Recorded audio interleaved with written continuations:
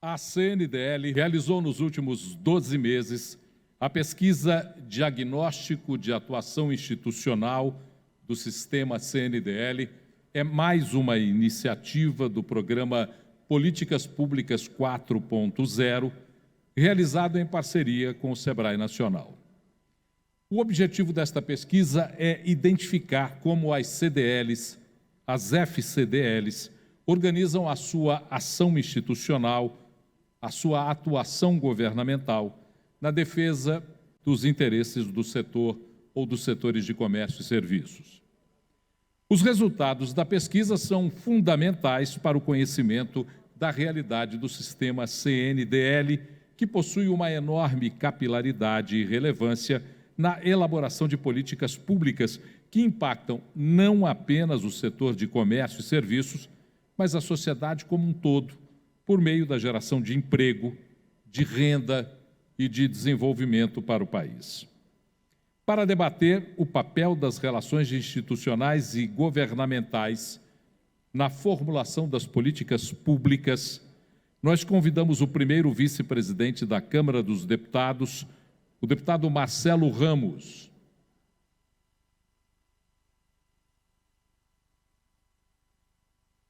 Os deputados federais Celina Leão e Rodrigo Coelho. O presidente da Associação Brasileira de Relações Institucionais, ou a presidente da Associação Brasileira de Relações Institucionais e Governamentais, a ABRIG, Carolina Venuto.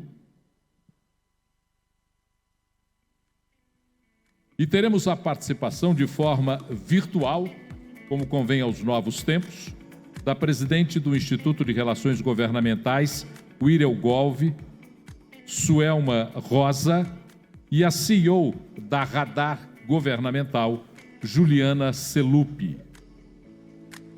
Agradecemos a presença das duas. Boa noite. Para mediar este debate, eu convido a profissional de Relações Institucionais e Governamentais do sistema CNDL, Caroline Lima, que apresenta agora os principais resultados da pesquisa e conduz este painel.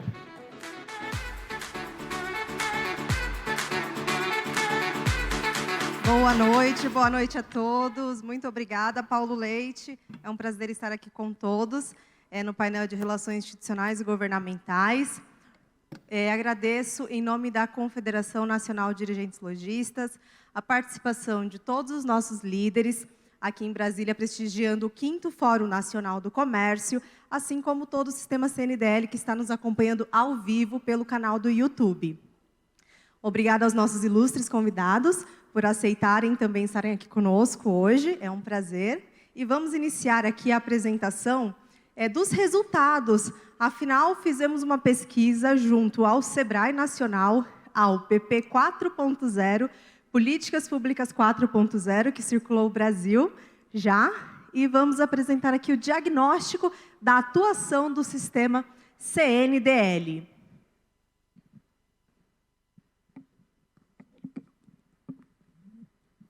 Bom, nessa pesquisa, todos que estão aqui provavelmente devem ter acompanhado um pedacinho, das entidades, pois foram entrevistados 160 líderes de entidades do Brasil todo. E com isso foi possível identificar quem faz RIG em nossas entidades, quais são os temas mais tratados, com quem mais se relacionam, quais são as principais ações de articulação institucional e governamental, quais são os principais parceiros, os chamados stakeholders, como potencializar as ações de RIG do sistema CNDL e como promover a representatividade do setor de comércio, serviços e empreendedorismo. As principais ações de articulação de políticas públicas de RIG, das entidades que cada um dos senhores ali no seu estado, no seu município, desempenham, esse daqui é em ordem dos mais citados. Primeiro, planos e ações de combate à pandemia da Covid-19, sem dúvida as CDLs, as entidades foram muito demandadas, processos inovadores para ampliar a competitividade, elaboração das leis orgânicas dos municípios, realização de reunião com agentes de desenvolvimento, alinhamentos de pautas com frente parlamentar para desenvolvimento do varejo, a participação em reuniões com conselhos de desenvolvimento no Estado e no município. E uma constatação, as entidades do sistema CNDL participam de mais de 400 conselhos pelo Brasil afora, municipal e estadual. Os principais parceiros são os chamados na atividade de relações institucionais governamentais, né, também conhecidos como os stakeholders, quem que procuramos para levar as pautas do setor. E quais que mais apareceram? Prefeituras municipais, agentes de desenvolvimento, Câmara de Vereadores, as lideranças políticas, os SEBRAE, sem dúvida, secretarias municipais, FEComércio, conselhos regionais, a frente parlamentar no município, o Sistema S da indústria, as assembleias legislativas, a frente parlamentar no Estado e as secretarias estaduais. E quais foram os principais benefícios apontados pelas entidades das ações de RIG? Né? Aqui, os principais benefícios da atuação institucional da entidade. Fortalecimento e representatividade da entidade, intervenções da entidade para o desenvolvimento econômico e local da região, parcerias para qualificação dos associados de ações e programas, parcerias assertivas entre a entidade e o poder público local, a fidelização de associados, afinal, a representação não é fácil, e a fidelização de associados é peça fundamental para o setor ser representado no Brasil afora, sem dúvida. Parcerias com as agências de crédito e banco para redução de custos e cartela diversificada de produtos de qualidade. E quais foram, então, em resumo, aqui os principais resultados dessa pesquisa, para a gente fechar aqui? Quem mais faz o RIG das entidades? Quem são? Diretores e presidentes, 71% masculino, 29% feminino. A média da idade é entre 46 e 55 anos. 26% possuem pelo menos 10 anos, mas chegamos aí numa representação de mais de 11% com mais de 30 anos. O sistema CNDL é um sistema tradicional e já faz a representação institucional que não é de hoje, está na veia do sistema. A pandemia do novo coronavírus evidenciou a importância da articulação do setor, todos vivenciamos isso. 70% das entidades não contam com serviços profissionais especializados em RIG. E os segmentos de políticas públicas com maior proximidade para parcerias com o poder público são os temas que mais aparecem: econômico, segurança pública, infraestrutura, mobilidade urbana, turismo, saúde e educação. É necessária a ampliação da disseminação das atividades de relações institucionais e governamentais pela CNDL para alinhamento das atividades de RIG com as pautas de interesse do setor em âmbito nacional.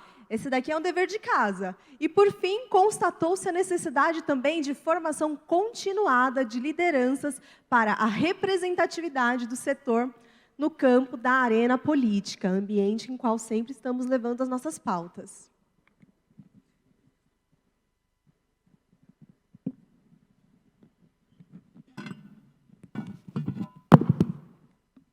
Aqui, encerrando a apresentação, agradeço a todos. E nós vamos seguir aqui para o nosso debate. Temos aqui as presenças ilustres. Vou sentar um pouquinho também, junto com a Carol, a qual eu começarei a primeira pergunta. Carol, muito bem-vinda. Prazer, você que é a nossa presidente da Associação Brasileira de Relações Institucionais e Governamentais, a ABRIG.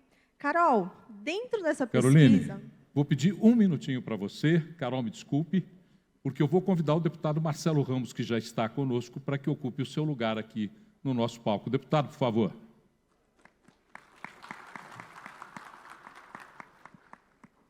Muito obrigada, Paulo Leite. Muito bem-vindo, deputado. É um prazer o senhor estar aqui conosco. Por gentileza, junte-se a nós. Nós acabamos de apresentar a pesquisa, né, do resultado do sistema CNDL, de RIG, e a pergunta, Carol, nós íamos encaminhar para você. Carol, a representação institucional do comércio, ela está na essência das entidades do sistema CNDL, mas identificamos que 70% delas não contam com profissionais especializados em RIG. Qual a importância de ter esse tipo de profissional nas entidades representativas? E conte um pouquinho também do seu dia a dia também lá na ABRIG. Bom, muito boa noite a todos. Obrigada, Carol, pela pergunta e pelo convite. Quero agradecer aqui também às autoridades, o deputado Marcelo Ramos, Rodrigo Coelho. Muito prazer estar aqui com os senhores. E agradecer também ao nosso presidente José César e ao querido Marco Antônio também, que são nossos colegas aí de RIG e acompanham essa nossa luta. Carol, antes de falar da importância do profissional, eu acho que a gente precisa partir do início. E o início é dizer que essa atividade ela é constitucional. A nossa Constituição garante o direito de petição. Então, quem tem dúvida ainda se é uma atividade legal, não existe mais essa dúvida, né? A gente precisa desmistificar essa atividade. Além da Constituição Federal, a atividade também foi incluída na Classificação Brasileira de Ocupações, então ela é reconhecida pelo governo federal. Ela foi incluída com esse nome longo, né, que a gente até cansa de falar, Relações Institucionais e Governamentais, mas o meu dever de ofício aqui é esclarecer que é lobby também, a gente também faz lobby não é crime, né? Lobby é uma parte da nossa atividade, né? Além de lobby, a gente faz advocacy, a gente faz defesa técnica, né? Como você bem colocou aqui na pesquisa que vocês realizaram. Além disso, também hoje já existem diversas regras para regerem a melhor forma de realizar essa atividade, e é por isso que o profissional de relações institucionais é a pessoa mais capacitada para exercê-la, porque ele tem conhecimento dessas regras. A gente tem normas infralegais, né? Hoje a ABRIG lançou a Prática Recomendada de Relações Institucionais e Governamentais, que é um documento público, está nas redes e no site da ABRIG, que todos vocês podem acessar. A gente recomenda e incentiva que acessem, porque lá vocês vão conhecer as melhores e mais seguras formas de se relacionar com o setor público. Além da prática recomendada, é uma meta que a gente percorre como entidade, que é a regulamentação da entidade. E eu não poderia deixar de aproveitar essa oportunidade em que a gente está com 2 parlamentares na casa para fazer o nosso lobby também, em defesa da regulamentação do lobby. Nós temos no plenário da Câmara o PL 1202 de 2007, que aguarda há anos a regulamentação. Esse ano nós perdemos o grande e saudoso Marco Maciel, e é uma pena que a gente não tenha conseguido entregar esse marco, né, para ele, que foi um marco na história da democratização do nosso país. Além disso, Carol, o profissional de RIG, hoje, ele é uma pessoa extremamente capacitada, como a pesquisa também demonstrou isso, né? Então, são profissionais que já são antigos na casa, que buscam profissionalização, isso é um ponto muito importante. A ABRIG busca muito incentiva a capacitação também desses profissionais. A gente tem hoje diversas ferramentas de tecnologia, de análise de dados, de análise de políticas públicas. Então, hoje, a gente consegue mensurar a prática de RIG. Cada vez mais é uma atividade que não é só de alguém que conhece alguém, mas é de alguém que estuda muito e consegue mensurar resultados. Então, é por isso que a gente incentiva a capacitação desses profissionais. Já estou caminhando para o final, que eu sei que meu tempo é curto. Isso tudo tem levado também a um incremento desses profissionais no setor privado, né? Como você mostrou aqui, a CNDL já usa isso como uma prática, mas, sem dúvida, né, a profissionalização dessa atividade vem incrementando cada vez mais a presença desses profissionais em todo o setor privado. E isso também leva a dizer que hoje não faz RIG só multinacionais e grandes empresas. Hoje, o pequeno, o varejo, todo mundo tem condições e ferramentas de fazer a defesa de interesse junto aos seus tomadores de decisão.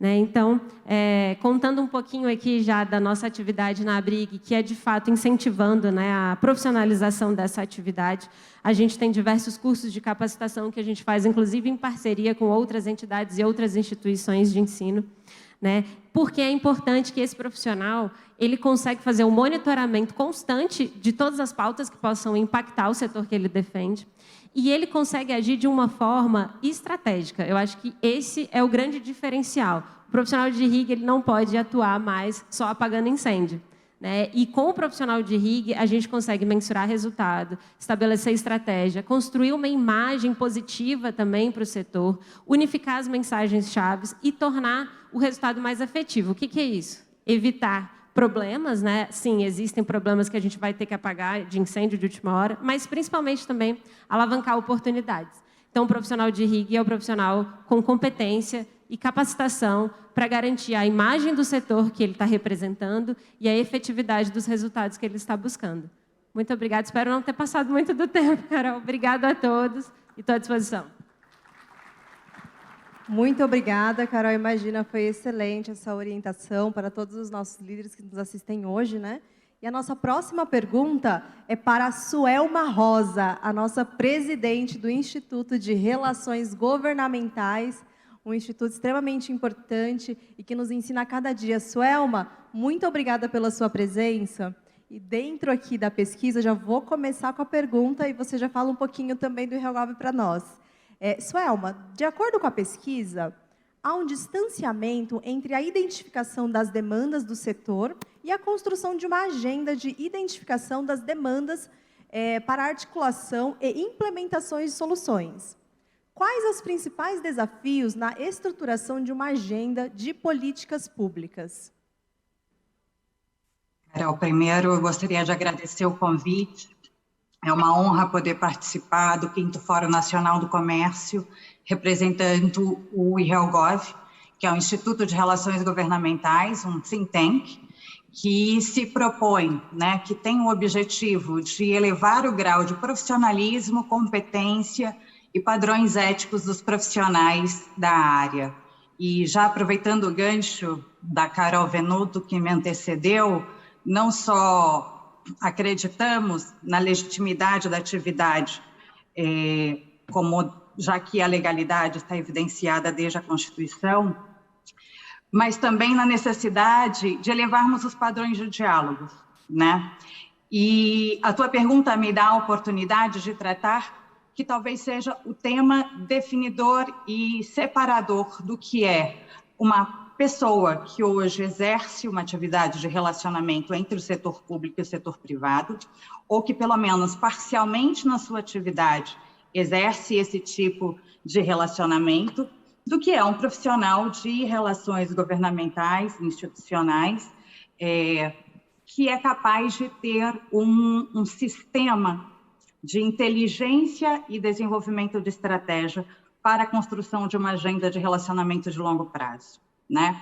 Nós conhecemos o nosso país e as complexidades do Pacto Federativo faz com que a formulação de agendas de política pública de longo prazo esteja fora do radar das fumaças que o sistema político soltam ao longo do caminho. Então, o primeiro desafio da agenda de política pública em representação de um setor como tão amplo, né, como o setor do varejo, como o setor do comércio, é exatamente a identificação do que são trilhas de futuro de políticas públicas. Entender quais são as matérias que mais impactam hoje e limitam o crescimento e o desenvolvimento econômico, a prosperidade do setor.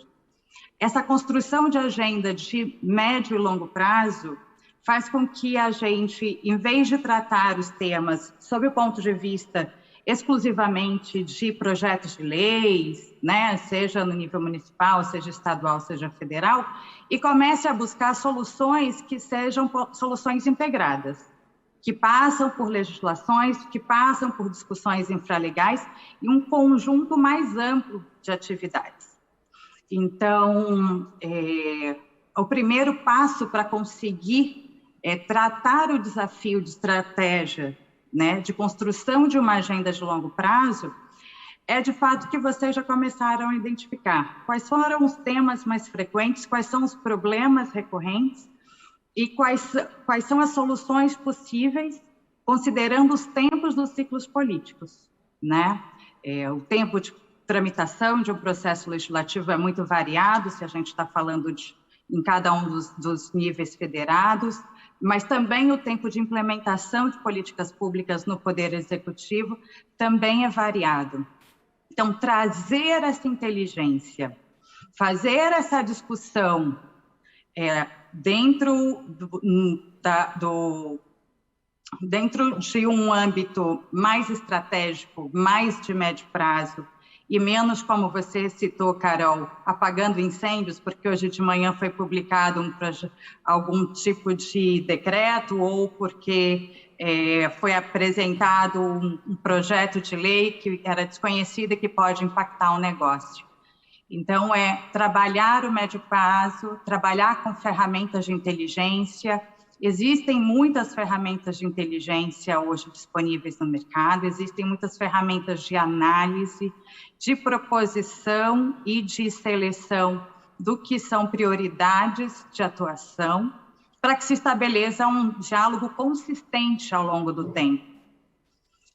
Essa é a minha primeira contribuição, no entendimento que temos tantas contribuições aqui hoje, então eu me encaminho ao final, esperando também, como a Venuto, não ter me prolongado demasiadamente, mas deixando uma mensagem, né? A mensagem de que o diferencial de uma atividade profissionalizada de relações governamentais e institucionais é a incorporação de ferramentas de inteligência e gestão e de um planejamento, né, de médio prazo, para que o diálogo seja um diálogo consistente e não pontual, cirúrgico, eventual, para sanar um problema ou para tratar de uma urgência. Muito obrigada, Suelma, pela sua mensagem. Para nós, ela é muito importante porque você é uma especialista no dia a dia, né? Não é de hoje, desde uma estudiosa, e essa avaliação do resultado da pesquisa para nós é fundamental para vermos onde precisamos melhorar e, com certeza, também onde estamos acertando. Muito obrigada, Suelma. Nós vamos aqui passar também para a nossa outra ilustre convidada, que é a Juliana Selupi. A Juliana, ela é CEO da Radar Governamental. A Radar Governamental é a plataforma que o sistema CNDL utiliza para monitoramento eletrônico dos projetos de leis. Então, nós estamos, sim, usando a tecnologia a nosso favor para defender o setor de comércio e serviços. Juliana, boa tarde. Já vou seguir aqui com a pergunta, com a curiosidade que nós estamos querendo saber aqui contigo. Juliana, a pandemia evidenciou a importância do alinhamento nas articulações que buscam construir soluções para os principais problemas da sociedade. Como podemos melhorar o alinhamento das demandas na esfera municipal, estadual e federal com relação às pautas do setor de comércio e serviços? Bom, antes dela responder, eu gostaria de convidar ao palco a deputada federal Celina Leão. Por gentileza, uma salva de palmas.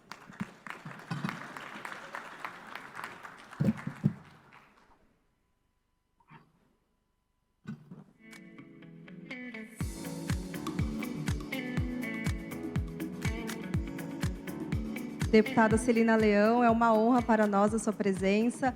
A deputada é a líder da bancada feminina, muitas pautas que nós estamos trabalhando junto, por gentileza. Bom, nós vamos dar continuidade aqui na pergunta para a Juliana Selupi, CEO do Radar Governamental. Juliana. Muito bom, Carol. Bom, pessoal, obrigada primeiro pelo convite, pela oportunidade de estar aqui falando com vocês hoje. Nós somos parceiros, né, da CNDL nessa área de tecnologia para relações governamentais. Temos evoluído bastante na implementação de mecanismos, né, para melhoria da atividade, para profissionalização da atividade junto às regionais. Então, agradecer o convite. Eu gostaria muito de estar aí com vocês hoje, mas eu estou com 9 meses de gestação, então hoje realmente não foi possível, mas o meu sócio Jonas está aí para representar a gente muito bem também. Bom, vamos ao que interessa, que a gente está com tempo curto aqui hoje. É uma pergunta difícil, né, Carol? A Carol me fez aqui como deixar o ambiente das esferas federal, estadual e municipal de uma forma harmônica, né? Antes disso, acho que uma coisa que é importante, né, a pandemia, ela trouxe luz a isso. A gente vive no Estado federativo, então, ou seja, é formado por estados e municípios. É interessante porque antes da pandemia a gente não se dava muito conta de que os estados e municípios, eles legislam sobre várias coisas e eles têm competência regulatória para isso. Então, né, um momento muito difícil que a gente está passando, mas que trouxe aí um aspecto realmente novo para a atividade de relações governamentais. Então, o que seria o mundo ideal dentro dessa atuação, né? A gente ter uma norma guarda-chuva ali no âmbito federal, que passa aos entes federados, no caso os estados e municípios, a competência residual para legislar sobre determinado assunto. Então, esse seria o mundo ideal. Mas a gente sabe que a realidade ela é um pouco diferente, né? Muitas vezes, inclusive, a gente tem normas conflitantes e a gente vive, e esse realmente é um grande tema, e como fazer, então essa pergunta é como fazer que isso seja harmônico, né? Claro, o que a gente precisa levantar, de qualquer forma, é que a gente vive num país continental, né? Então, uma legislação considerada boa e eficiente, por exemplo, no Amazonas, ela pode não ser boa e eficiente no Rio Grande do Sul. Então, na minha avaliação, claro, a competência regulatória relacionada a municípios, que abre ali, principalmente para as câmaras de vereadores, legislarem tudo que for, né, matéria de interesse local, ela é acertada, né? A questão é como que isso pode ser feito de uma forma harmônica. Então, como a gente faz com que a legislação, de fato, atenda aos interesses da sociedade e, de outro lado, que ela seja harmônica, né, entre si, entre todas as esferas. Bom, não é porque eu estou aqui hoje, mas um ponto principal assim, desse alinhamento de atuação junto aos governos são as entidades representativas, né? A CNDL, enfim, numa entidade organizada que representa os interesses do setor de comércio e serviços é super importante, porque é dentro desse fórum de discussão que a gente vai ter a criação de relacionamento cruzado com os parlamentares, com tomadores de decisão, a troca de experiências entre o que uma legislação local foi positiva, o que pode ser implementado em outra localidade. Então, essa integração, e o sistema faz isso muito bem, é super relevante e é um dos caminhos, né? E até mais cedo, o Daniel Sakamoto trouxe um dado que eu achei bem interessante da pesquisa, inclusive realizada no convênio, né, com o SEBRAE, que 40% dos empresários atribuíram seu desempenho empresarial às medidas de isolamento decorrentes do combate à pandemia. Só reforça como os governos locais, né, principalmente, dado que a maioria da legislação relacionada à pandemia, ela veio, né, dos estados e municípios, só reforça como isso impacta diretamente a vida das empresas, né? E isso antes não era tão evidente. Então, só colocando aqui já para caminhar para o final, porque o pessoal até brinca, a gente aqui gosta de falar, a gente gosta do assunto, é uma matéria que enfim, a gente vive no nosso dia a dia. A ideia, né, da CNDL, inclusive junto com o SEBRAE, na implementação dessa políticas públicas 4.0, juntar as forças, né, e as demandas do empresário, para que, de fato, tenha um diálogo interno, isso seja internalizado e, então, possa ser levado isso para os governos locais, tá? Então, hoje aqui a gente está tendo essa oportunidade, né, de ter esse alinhamento dos governos, esse alinhamento, né, entre as CNDLs para levar isso ao poder público. Então, a resposta a gente não tem, né, como afirmar como fazer isso de forma harmônica, mas inicia-se sempre pelo diálogo, primeiro entre o setor, para que isso seja levado de forma harmônica aos governos locais e aí estaduais e aí no federal. Juliana, mas você deu uma orientação maravilhosa. Esse fórum aqui já é uma forma de alinhamento das pautas e dos interesses da atuação institucional do sistema CNDL, sem dúvida. Agora, aqui nós que estamos no dia a dia da atividade, nossos parlamentares, o vice-presidente da Câmara, Marcelo Ramos, acompanha o nosso dia a dia lá, nosso professor Jaque Correia também, que aqui junto com o Marcelo Ramos fez questão também de recomendar toda essa nossa atividade. O vice-presidente da Câmara, deputado, a próxima pergunta é para o senhor. Dentro de toda essa pesquisa, de toda essa atividade do Brasil todo, deliberando junto às políticas públicas do setor, né? Qual a importância do engajamento, da mobilização empresarial e das relações institucionais, né, do lobby, para que os parlamentares possam atuar em questões relacionadas ao ambiente de negócios e que vai impactar aí a geração de emprego e renda?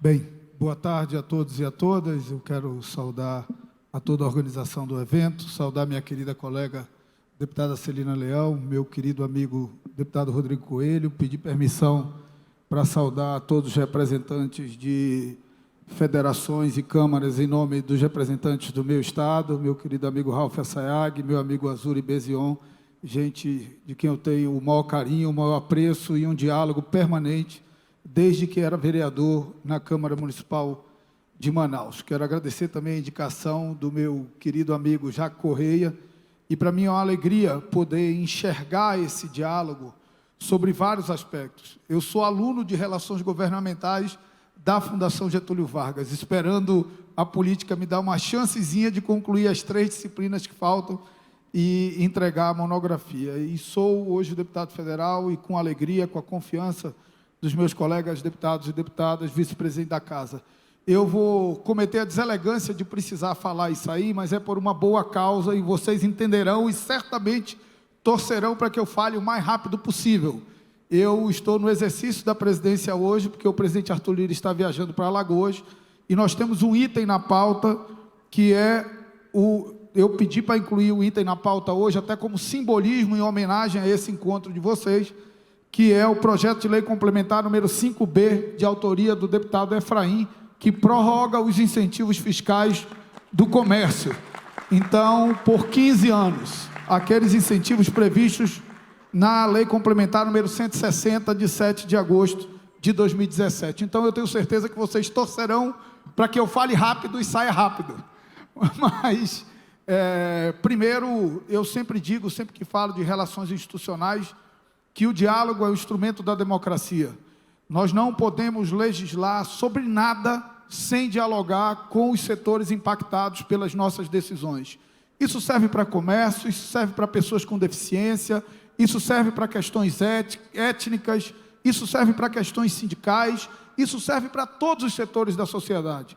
As pessoas criaram um viés de que o exercício do lobby, o exercício da tentativa de influência nas decisões é sempre um exercício vinculado a posturas não republicanas. Pelo contrário, há uma profissionalização da atividade de relações governamentais, ela é cada vez mais técnica, cada vez mais acadêmica, cada vez mais republicana, e ela qualifica cada vez mais o resultado do nosso trabalho legislativo, porque é com o diálogo dos setores impactados pelas nossas decisões que nós encontramos as convergências necessárias, muitas vezes em conflitos de setores naquela pauta que acabam por forçar a convergência média, o que é sempre bom para o país, principalmente num momento muito contaminado por posições extremadas na política e na vida. Então, eu acredito muito no diálogo como instrumento da democracia, e sempre, Ralph Azuri, sempre cito um exemplo muito simples de quando eu era vereador.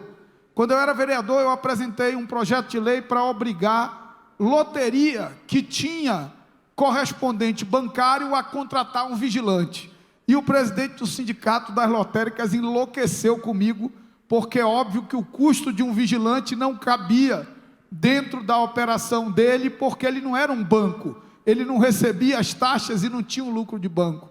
E ele me convenceu disso na audiência pública. Eu disse: eu estou errado, estou retirando o projeto a partir dessa audiência pública. Então, daquele dia em diante, eu nunca mais legislei sem ouvir o setor e sem ouvir o segmento social impactado pelas minhas decisões. Por isso, quero dizer daqui que saio cheio de alegria no coração, por Deus e pelo povo do Amazonas, me dá a oportunidade de presidir agora a sessão da Câmara numa matéria tão importante para o comércio, que é um dos setores que mais empregam, que mais gera renda no nosso país, e um setor fundamental para esse momento de retomada da economia. Um setor que sofreu bastante com o fechamento, mas que se manteve em pé, se manteve firme e certamente ajudará o Brasil a retomar um caminho de prosperidade. Mas eu quero aproveitar esse encontro para tratar de um tema que, sob minha ótica, também é fundamental para o comércio e precisa estar no radar de cada uma de vocês, que é o tema relacionado ao projeto de lei número 3887 da CBS, da Contribuição sobre Bens e Serviços. Há uma distorção na ideia central da CBS, que é a distorção de que a alíquota igual de contribuição é justiça tributária. Não. Alíquota igual de contribuição é injustiça tributária absoluta por um motivo simples. Se você estabelece uma alíquota de 12% do CBS na indústria, a indústria tem cadeia longa e compensa o seu crédito na cadeia. Se você estabelece no comércio, o comércio tem cadeia curta e fica com crédito podre na mão, sem poder fazer compensação e sem ter o pagamento do retorno desse tributo. Então, nós precisamos ajustar o projeto da CBS. Por sorte, o projeto é relatado pelo deputado Luiz Carlos Mota, do meu partido, do PL de São Paulo, que é presidente da Federação dos Comerciários de São Paulo e que certamente terá toda a sensibilidade para fazer a justa calibragem. A calibragem correta do CBS é a calibragem que leva em conta quanto cada setor da economia pode compensar de crédito na cadeia. Quem pode compensar mais tem uma alíquota maior, quem pode compensar menos tem uma alíquota menor. Isso sim vai promover justiça tributária através do mecanismo da contribuição de bens e serviços, que substituirá, se aprovado for, o PIS e o COFINS. Dito isso, eu quero apenas pedir desculpas, principalmente ao Rodrigo e à Celina, por falar e não ouvir. Isso é sempre muito deselegante, mas, como eu disse, eu preciso voltar para a Câmara. Fiz questão de sair rápido, mas preciso voltar rápido para votar um projeto que será essencial para todos os comerciantes, para todos os comerciários, para os empregos, para a economia do país. Contem sempre comigo. Às 19h30 eu estarei aqui de novo no outro painel para reafirmar, Azura e Ralph, em nome de vocês a todos, o meu compromisso com todo o setor do comércio no nosso país. Muito obrigado. Obrigado, deputado Marcelo Ramos. Na sua saída, o senhor recebe uma singela homenagem da CNDL. Muito obrigado por sua presença nesse evento. Agradecemos ao vice-presidente da Câmara, o deputado Marcelo Ramos. Inclusive, destacamos a informação que o PL de interesse do setor de comércio e serviços, da Frente Parlamentar de Comércio e Serviços, presidida pelo deputado Efraim Filho, conte com o nosso total apoio lá, presidente. Um abraço. E, olha, também essa notícia da CBS, estivemos aqui à tarde também o deputado Luiz Carlos Mota, compartilhando também aqui com os senhores um pouco do trabalho que está sendo feito aí em prol do setor. Vamos aqui agora também, deputada Celina Leão, a nossa líder da bancada feminina na Câmara, uma representação que tem articulado aí temas importantes com o setor, né, recentemente até. E a pergunta para a senhora, deputada, é também nesse sentido.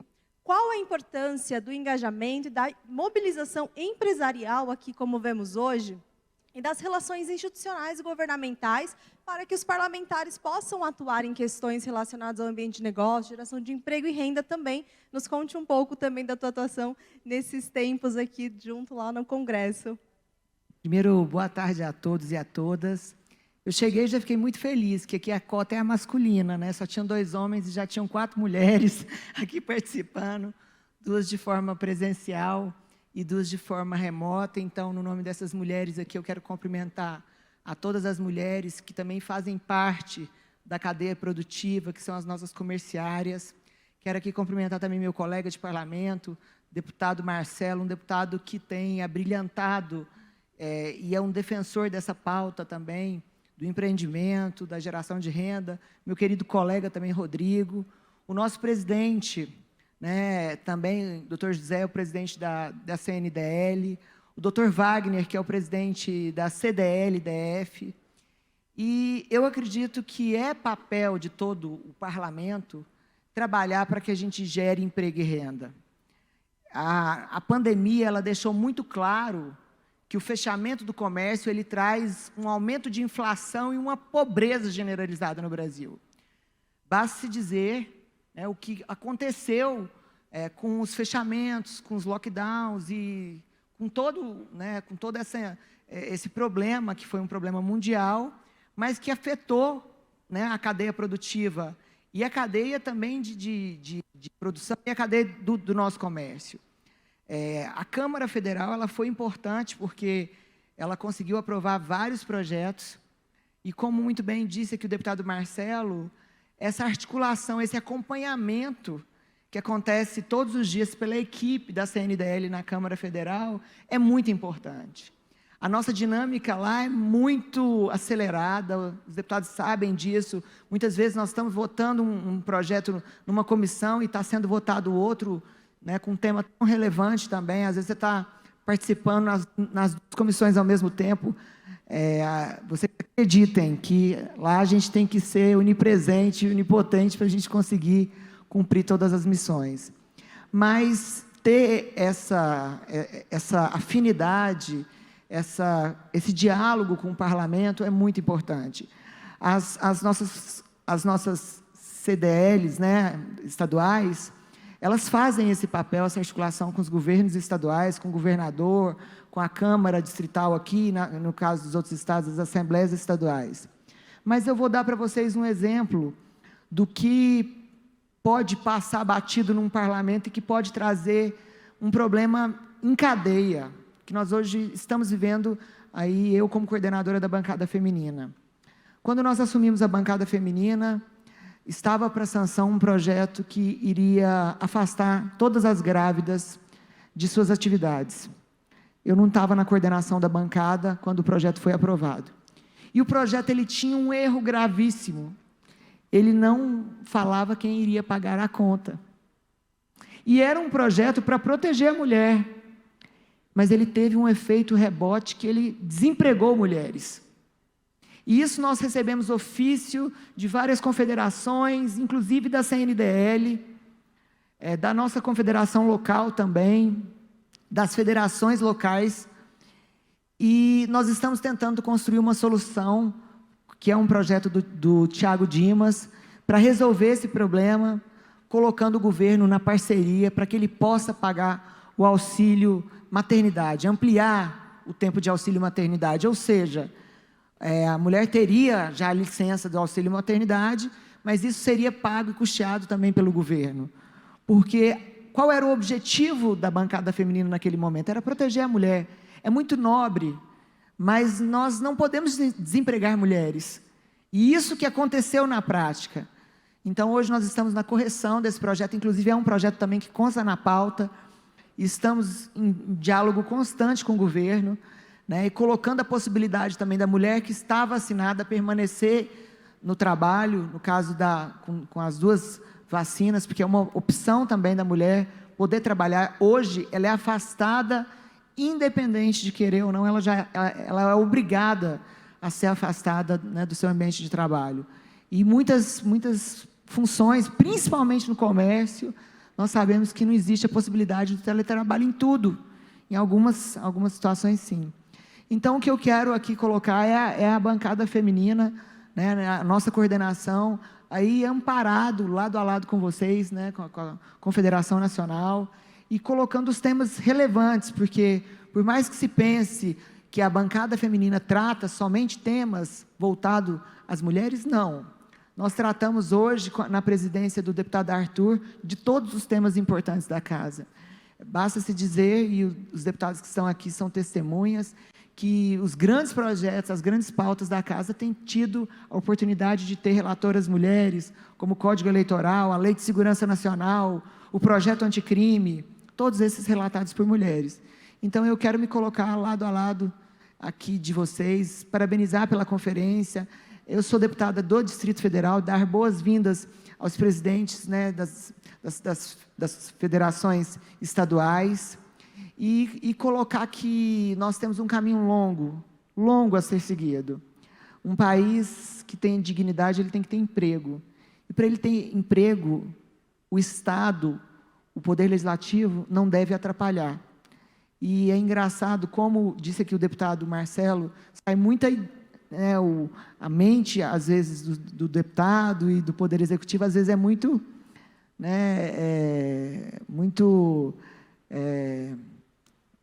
intencional, né? Ela tem boas ideias, mas às vezes que não funciona na prática. Então, esse acompanhamento, esse feedback de vocês é muito importante no nosso dia a dia. Então, conte conosco e muito obrigada pela oportunidade de estar com vocês nesta tarde. Excelentíssima deputada, muito obrigada pela tua contribuição. Realmente aqui a expectativa era grande em ouvir o teu trabalho. Aqui os empresários do Brasil todo, muito obrigada. A gente agora vai dividir agora a pergunta com o nosso também deputado Rodrigo Coelho, Rodrigo, muito bem-vindo aqui, já se ambientou, já se localizou com a CDL, Joinville, Federação, o Brasil todo aqui, recebe de braços abertos. Deputado, agora um pouquinho mais próximo também do sistema CNDL e falar um pouquinho da tua atuação também lá no Congresso. Nos fale um pouco da tua experiência como legislador, considerando que já atuou como liderança no movimento lojista. O deputado Rodrigo Coelho, ele já foi presidente da CDL Jovem de Joinville, Santa Catarina. Deputado, sua visão sobre a formulação de políticas públicas nesses dois ambientes, o que mudou? Obrigado, Carol. Saudar a Carol também aqui presente, a Joelma, a Juliana, minha querida amiga deputada Celina Leão, competente parlamentar aqui do DF. Marcelo Ramos teve que se ausentar. Nosso presidente José da Costa, que também preside a CNDL, em nome do presidente Zeca Ramos, da CDL de Joinville, está aqui o Marcos também, a Julita, o Wilton, de Balneário Camboriú. Cumprimento as CDLs que estão aqui presentes de todo o Brasil, as FCDLs. Dizer a vocês que até pouco tempo atrás eu estava aí, nessas cadeiras, sentados com vocês, acompanhando vários e vários eventos da CNDL, da FCDL, modéstia à parte, né, Zeca, as convenções da FCDL, da CNDL, as convenções estaduais, em nosso estado sempre eram convenções gigantes. E aqui eu quero pedir uma salva de palmas a vocês, à CNDL, ao pessoal do setor de eventos. É muito lindo e emocionante para nós chegar num local como esse e ver aqui o pessoal do som, da luz, o pessoal que trata da decoração, do coffee break, cerimonialistas, fotógrafos, enfim, a todos vocês, esse setor que foi o primeiro a parar e é o último que está voltando, e eventos como esse mostram que é possível sim a retomada do setor de eventos. O Natal está aí, está chegando, que é a grande época para os lojistas que estão aqui presentes. E ainda tem locais que está bem restrito, né, a pandemia, as regras de convívio, enfim.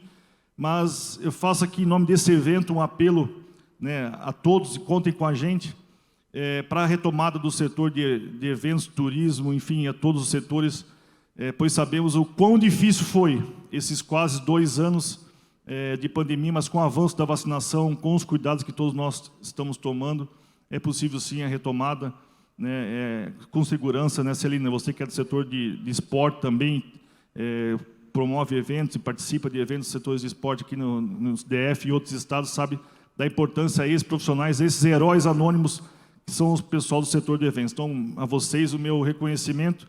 E uma das iniciativas, inclusive, indo direto à pergunta que você me fez, Carol, foi o PERSE, Programa de Recuperação do Setor de Eventos, de autoria do deputado Felipe Carreiras, que foi aprovado pela Câmara. Houve um veto lá do presidente, até estava pautado para ontem na sessão do Congresso, mas deve ficar para a próxima sessão a análise e a derrubada provável desse veto, mas que ajudou, e assim como o Pronamp, o BEM e outros projetos aprovados pela Câmara, ajudou bastante, né, o pessoal do setor de eventos a recuperar, né, as suas atividades, manter não só os 10 milhões de empregos que o BEM e o Pronamp conseguiram, mas as mais de 1,5 milhão de empresas que foram beneficiadas por esse setor. Me formei em Direito em 2002, contar aqui rapidinho um pouquinho a minha história, e fui advogar no escritório da família, lá em minha cidade, Joinville. Mas me aventurei lá, Celina, em 2004, 2005, a abrir uma loja, uma franquia, roupa de ginástica e biquínis. Imagina só um homem, advogado, cuidando de uma franquia, de uma loja chamada Que Corpo, uma franquia, roupa de ginástica e biquínis. Obviamente que eu não sabia quase nada do setor, eu era cliente, porque lá comprava sungas, né, e bermudas, e a moça que lá cuidava da loja ofereceu, justo em novembro, dezembro, quando vinha a época mais forte do setor, a assumir esse empreendimento, porque ela estava indo viajar para fora do país, porque o seu marido era motorista da Emirates e foi contratado a morar em Dubai. Vamos lá, vamos encarar o desafio. Já tinha uma equipe montada, a loja estava bem encaminhada, com certeza ajudou bastante nesse desafio. Mas a Faculdade de Direito, digo a vocês, que é um dos setores mais, talvez, travados, né, em termos de marketing, de divulgação, pelo próprio Estatuto da Ordem, que dificulta, né, a divulgação. E o comércio vive da divulgação, do marketing, né, vive até uma vitrine que você monta de manhã, se até meio-dia não teve muita repercussão, você tem que mudar a vitrine e assim por diante, né? Na época não é tão forte a questão do marketing digital. E fui para aprender, participar da CDL Jovem. E fui muito bem recebido na época, pelos lojistas lá presidem. Um pouco antes tinha tido o movimento Show CPMF, que mostra também essa interação importante do setor com as entidades.